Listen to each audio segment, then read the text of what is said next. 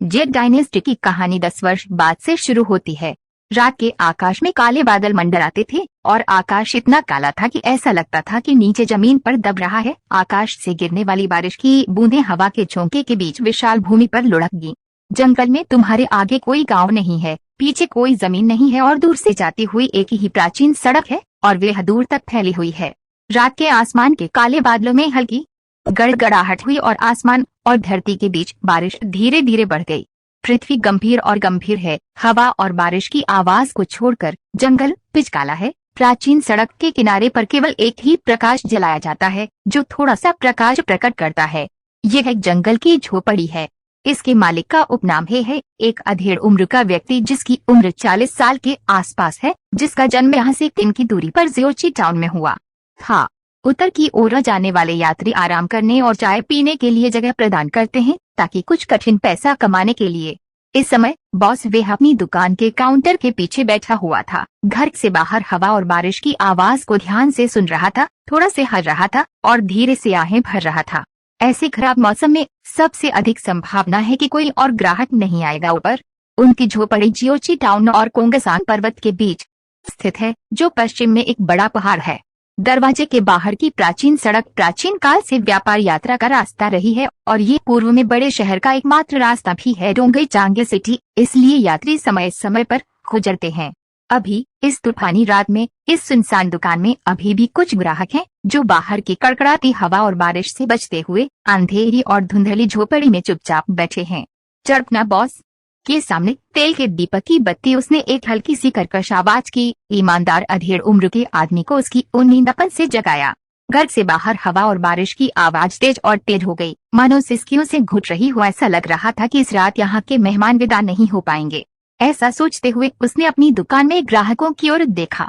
साधारण सी झोपड़ी में केवल 5 टेबल हैं। इस समय 3 टेबल पर मेहमान बैठे हैं और सबसे दूर कोने वाली टेबल पर एक अकेला आदमी बैठता है। जहां अंधेरी जगह को रोशन करना मुश्किल है, आदमी अकेला बैठा है वहां, यहाँ तक कि चेहरा धुंधला है। और पास की 2 मेजों पर एक असाधारण कद काठी का एक बूढ़ा आदमी है और एक मेज के किनारे पर एक जवान लड़की बैठी है। बूढ़े आदमी के पास मेज पर एक बांस का खंभा टिका हुआ है और उस पर कपड़े का एक टुकड़ा है जो अमर पड़ता है। 4 वर्ण मार्गदर्शक एक ज्योतिषी प्रतीत होते हैं। जहाँ तक आखिरी मेज की बात है तो वह सबसे अधिक लोगों वाला व्यापारिक यात्री था।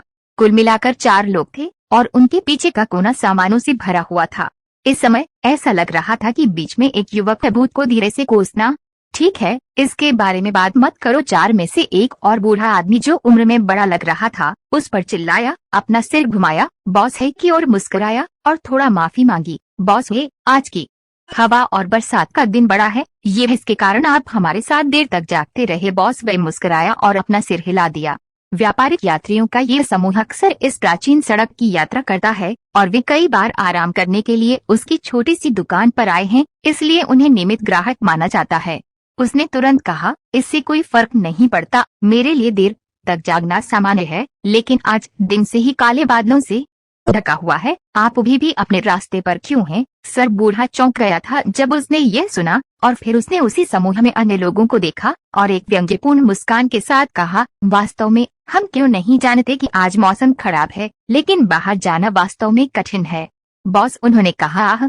बूढ़े ने उसके सामने चाय का प्याला उठाया, प्याले में चाय पी और कहा, बॉस ये इस दुनिया में मुश्किल है। बॉस वह अचंभित हो गया और बोला, क्या बात है? बूढ़ा एक कर्कश मुस्कान दी, कहा, 10 साल पहले दानव पंथ जो लंबे समय से गायब हो गया था अचानक फिर से प्रकट हो गया। मैंने सुना है कि उन्होंने किंगयुन पर्वत में झेंगदाओ के देवताओं के साथ एक बड़ी लड़ाई लड़ी। तब से अतीत में 10 साल दानव पंथ न केवल धर्मी मार्ग से मिटाए जाने की बजाय ये दिन ब दिन समृद्ध होता गया है और ये हर जगह सुना गया है कि वे धर्मी मार्ग के खिलाफ लड़ रहे हैं। बॉस वह चुप था और बूढ़े आदमी ने आह भरते हुए कहा, हम लोग नियंत्रित नहीं कर सकते कि वे उनके खिलाफ क्या लड़ते हैं, लेकिन क्यों?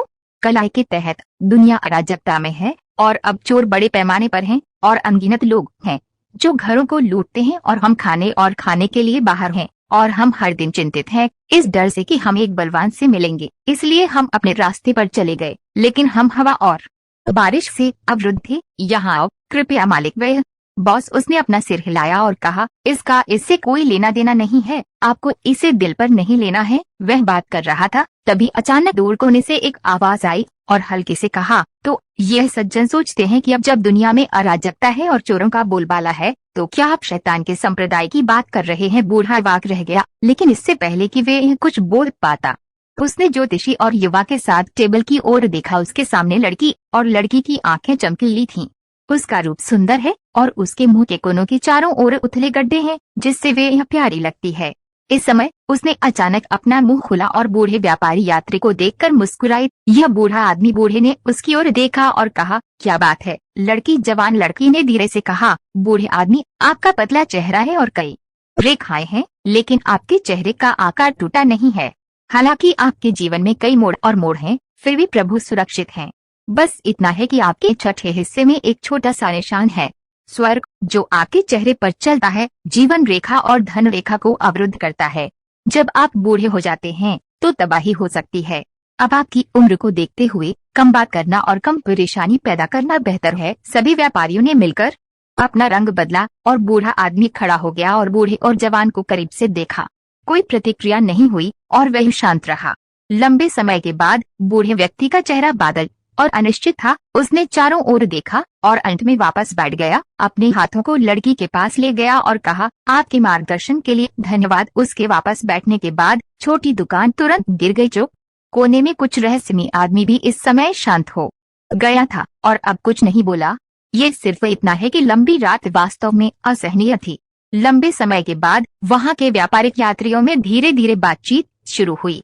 बात करने के बाद उन्होंने 10 साल पहले क्विंक्यून पर्वत में अच्छाई और बुराई के बीच लड़ाई के बारे में बात की। ये यात्रा करने वाले व्यापारी सिर्फ सामान्य लोग हैं और स्वाभाविक रूप से वे इसे देखने के लिए कभी भी इस दृश्य पर नहीं गए, लेकिन ये अफवाह है कि इस चीज का जन्म इसी उद्देश्य के लिए हुआ था।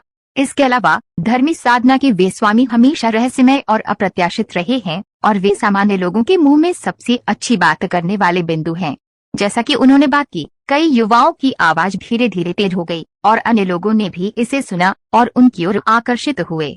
वैसे भी उस समय क्विंक्यून संप्रदाय की स्थिति पहले से ही गंभीर स्थिति में थी। सौभाग्य से पुराने देवता डॉक स्वान सौभाग्य में शामिल थे और उनकी उंगली के एक हल्के नल के साथ अचानक गड़गड़ाहट और बिजली गिर गई। आकाश, मैंने सुना है कि जोर शोर सैकड़ों मील तक सुना जा सकता है। तभी आपने दानव पंथियों को वापस हराया। गोज अचानक वह धीरे से चिल्लाया, लेकिन ये सुंदर बूढ़े आदमी से आया जो लड़की के साथ एक ही इमेज। हर कोई हैरान था। उसे देखा और केवल आवाज सुनी। बूढ़े आदमी ने कहा, अगर डोक्सुएन वास्तव में इतना शक्तिशाली है तो किंगडायन पर्वत की लड़ाई में किंगडायन संप्रदाय के इतने सारे लोग क्यों मारे गए? यहाँ तक कि किमाई के 2 सिर भी मर गए और अन्य बुजुर्ग और शिष्य अनगिनत बार मारे गए और घायल हो गए। आप एक राक्षस संप्रदाय हैं। वे राक्षस स्वतंत्र हैं। एक धीमी आवाज, दादाजी, मैंने लोगों से कहा कि अभी ज्यादा बात मत करो। तुम इतनी बात क्यों कर रहे हो? बूढ़ा मुस्कुराया। मूल रूप से एक क्रेन हड्डी परी की तरह दिखने वाला चेहरा अचानक थोड़ा आत्मसंतुष्ट हो गया और अंदर बोला एक धीमी आवाज, ज़ियो हुआन, मुझे डराओ मत। मैंने तुम्हें अपना भाग्य बहुत पहले दिखाया है। हालांकि मैं जीवन भर भटकता रहा हूँ, मैं हमेशा भाग्यशाली रहा हूँ। बूढ़ा होना सुरक्षित है। कोई मर जाएगा। हे, ठीक है ठीक है। लड़की ने बस चाय का एक घूंट लिया। उसके शब्दों से लगभग घुट गई। 2 बार खांसी और बूढ़े आदमी की ओर देखा, लेकिन बूढ़ा आदमी आत्मसंतुष्ट था और बिल्कुल भी नहीं झिझका। चिंता मत करो इसके बारे में। बूढ़े और जवान कोई और नहीं बल्कि झोएक्सेन है, जो दुनिया की यात्रा करने वाले एक भविष्यवक्ता हैं और उनकी पोती ज़ियाओ हुआन है। पिछले क्विंक्यून पर्वत महायुद्ध के 10 साल बीत चुके हैं और ज़ियाओ हुआन बड़ा हो गया है, सुंदर दिख रहा है, लेकिन अभी भी इधर उधर भटक रहा है झोएक्सेन के साथ दुनिया। इस समय झोएक्सेन झुका हुआ लग रहा था और दूसरों के साथ पहली मुलाकात की परवाह किए बिना उसने स्टूल खींच लिया और उन व्यापारिक यात्रियों के बीच में बैठ गया और उस समय क्विंक्यून की लड़ाई के बारे में बात करना शुरू कर दिया। ज़ियोहुआन पर गुस्सा था साइरन, लेकिन करने के लिए कुछ नहीं है। झोएक्सेन की वाक्पटुता बहुत अच्छी है। इसके अलावा वह केवल एक मुंह से दुनिया चलता है। उसके शब्द जीवंत और जीवंत है, अभी के उन युवाओं की तुलना में कहीं बेहतर हैं। थोड़ी देर के बाद यहाँ तक कि बॉस भी वह मदद नहीं कर सका और हर कोई चल पड़ा। एक साथ इकट्ठा हुए झोएक्सेन को एक दूसरे को घूरते हुए सुन रहे थे, बातें करते हुए और हंसते हुए अतीत को देख रहे थे। आह उत्साह को सुनकर वे युवक उसी समय चिल्लाए और उनमें से एक पूछने में मदद नहीं कर सका। बूढ़े आदमी, क्या तुम उस समय वहाँ थे? क्या तुम इसे इतने ध्यान से जानते थे? कनिष्ठों को ऐसा करने दे। जो यक्ष्यन ने उसकी ओर देखा, फिर मुड़ा और मुस्कुराया। इस समय उसके बगल में एक युवक ने कहा, बूढ़े आदमी, केंग्युन संप्रदाय के झांग नाम के अंतिम शिष्य का क्या हुआ? क्या ऐसा हो सकता है कि वह वास्तव में केंग्युन संप्रदाय से पीछे हट गया हो?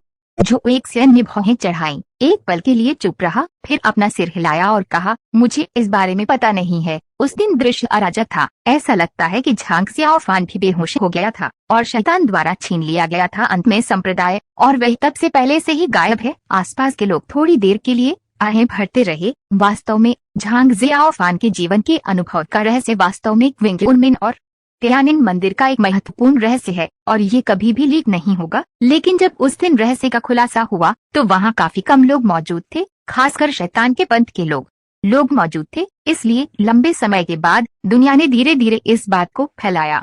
यह बस इतना है कि इस समय जो यक्ष्यन ने जो कहा वह है, सा लग रहा था जैसे उसने उस दिन क्विंगुन पर्वत की टोंगटियनपी के युकिंग हॉल में अपनी आंखों से देखा हो।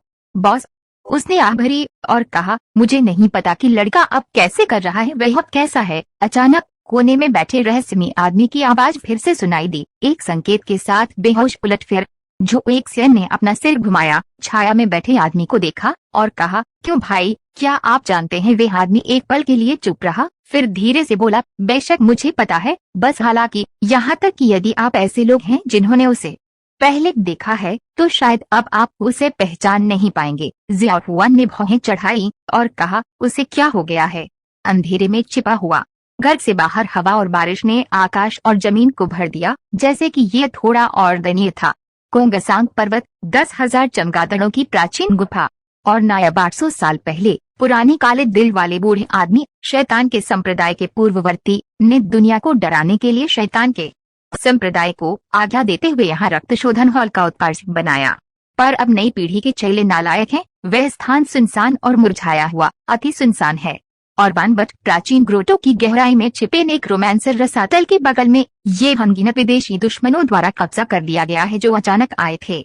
शिलाखंड के किनारे प्राचीन सील पात्रों में 3 बड़े अक्षरों डेड स्पिरिट एबिस के साथ उकेरा गया है। ब्लड रिफाइनिंग हॉल के अंतिम शिष्य सभी यहाँ एकत्र हुए हैं जो बोल्डर के खिलाफ झुके हुए हैं और कुछ कदम पीछे हट रहे हैं। वहाँ एक है था अंधेरा नेक्रोमैंसर रसातल और उनमें से 10 से भी कम थे, जिनमें नियान लौडा, लियू हाओ, वाइल्ड ताओवादी और अन्य शामिल थे। वे सभी घायल थे और उनके भाव थके हुए और भयभीत थे।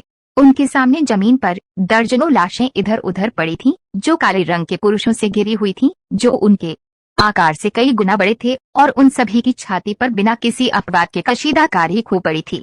बूढ़े आदमी ने एक गहरी सांस ली, खुद को शांत करने की कोशिश की और बोलना शुरू किया, लेकिन अचानक पाया कि उसकी आवाज किसी समय कर्कश हो गई थी। सभी साथी भूत राजा धार्मिक मित्र, हमारा ब्लड रिफाइनिंग हॉल सिर्फ एक छोटा सा गुट है पवित्र धर्म में, और हमने भूत राजा जोंग को अपमानित करने की कभी हिम्मत नहीं की। नहीं, मुझे नहीं पता कि वरिष्ठ भूत राजा ने हमारे साथ ऐसा क्यों किया।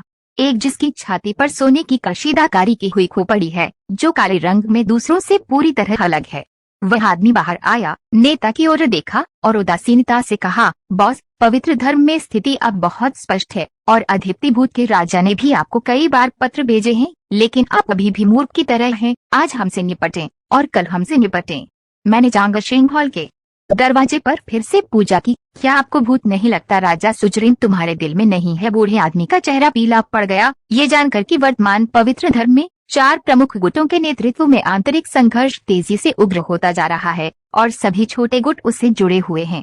समय समय पर मैंने रहस्यमयी आकृतियों द्वारा नष्ट किए जाने की अफवाहें सुनी, लेकिन अब जब घोस्ट किंग संप्रदाय ने अचानक एक बड़ी चाल चली, तो जिस ताकत को उसने कई वर्षों तक रक्त शोधन हॉल में श्रमसाध्य रूप से विकसित किया था, वह उनके द्वारा एक झटके में लगभग मिटा दिया गया था और उसके सामने स्थिति काफी स्पष्ट थी।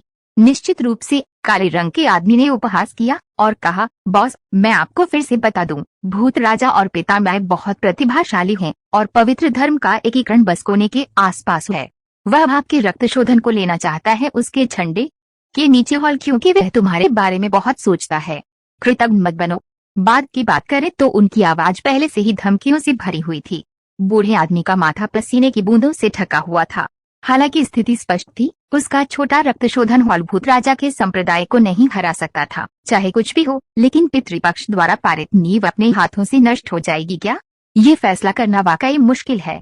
बूढ़े आदमी की झिझकती अभिव्यक्ति को देखकर काले रंग का आदमी ठंडा लग रहा था और अचानक बोला, बॉस, मैं आपको सलाह देता हूँ। ये आपका सौभाग्य है कि आप भी मेरा सामना कर रहे हैं, लेकिन क्या आप जानते हैं कि हमले की अध्यक्षता खाली है सांगशान से कौन है? बूढ़े आदमी ने अपने शरीर को हिलाया और काले रंग के आदमी ने उपहास किया और कहा, आपने अनुमान लगाया? हाँ, ये गुइली है, हमारे घोस्ट किंग संप्रदाय के उपअधिपति। यदि वह आता है तो आपका अंत होगा। वह आधे रास्ते में था जब उसके बगल में किसी ने अचानक 2 बार खांसी की तो काले रंग के आदमी का चेहरा बदल गया, जैसे उसने कुछ सोचा हो। उसका चेहरा भी पीला पड़ गया, जैसे कि उन्हें उस नाम के अर्थ का गहरा डर था। इस समय अचानक से एक तेज खूनी गंध आई और मुझे नहीं पता कि ये कहाँ से आई, लेकिन इसने अचानक पूरे विशाल स्थान को भर दिया। घोस्ट किंग संप्रदाय में काले रंग के सभी पुरुषों ने तुरंत अपने शरीर को सीधा कर लिया और काले रंग का आदमी जो अभिनेता था वह भी थोड़ा पीला पड़ गया था। ध्यान से देखने पर उसकी आंखों के कोने हल्के से हिलते हुए दिखाई दे सकते थे। वह कौन है जो उसे इतना भयभीत करता है? कदमों की आहट धीरे धीरे सुनाई दी, मानो इस रसातल की अंतहीन अंधेरी गहराइयों से आ रही हो, धीरे धीरे बाहर निकल रही हो। एक कदम, एक खून का निशान। काले रंग के सभी पुरुष अचानक एक ज्वार की तरह 2 तरफ अलग हो गए, जिससे एक मार्ग बन गया। बेहोश सियान प्रकाश लाल रक्त प्रकाश के साथ धीरे धीरे अंधेरे में लहराता हुआ धीरे धीरे आगे बढ़ रहा है। ब्लड रिफाइनिंग हॉल में सभी लोगों के चेहरे पीले और रक्तहीन थे।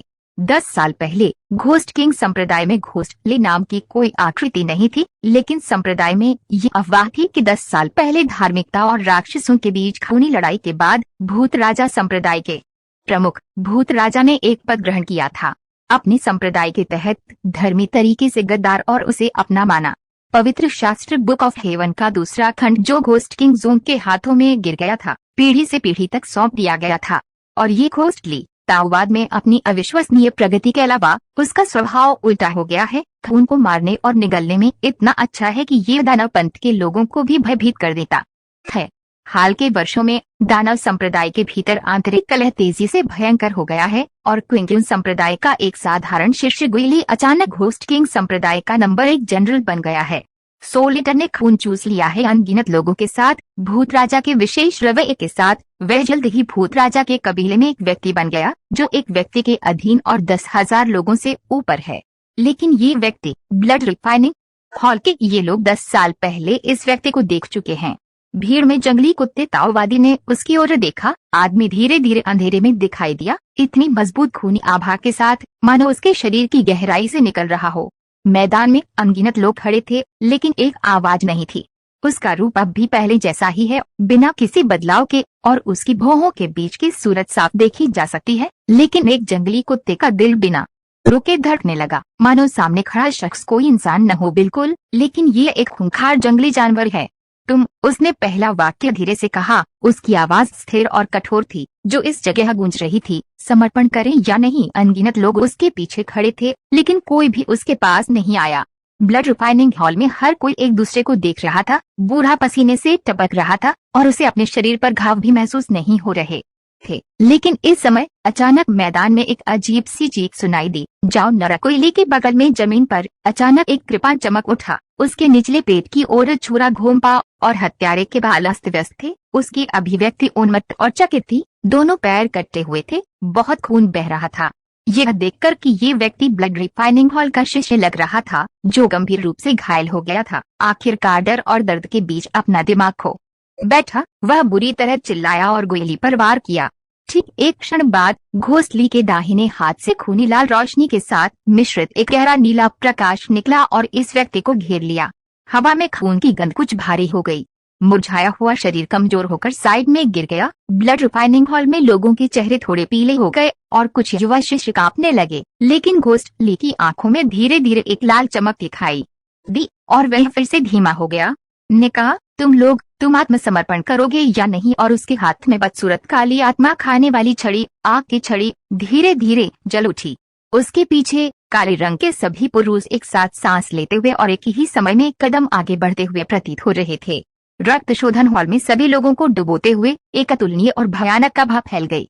अचानक ब्लड रिफाइनिंग हॉल में लोगों की ओर से एक चीख निकली, नहीं नहीं, मैं आत्मसमर्पण करता हूँ। इस आवाज के साथ एक युवा शिष्य बाहर भागा, भीड़ को ब्लड रिफाइनिंग हॉल में छोड़ दिया और दौड़ा भूत राजा के लिए। जोन चू लेकिन अवचेतन रूप से भूतली से बहुत दूर चले गए। जैसे ही ये शुरू हुआ, एक तत्काल प्रतिक्रिया हुई।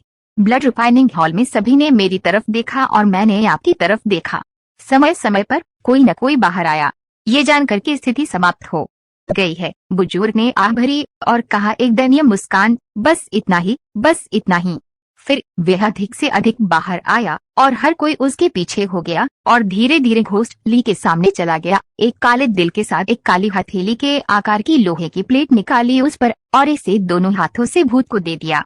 ली ने एक कुटिल मुस्कान के साथ कहा। इस बकवास उनके पीछे से कांपती आवाज आई।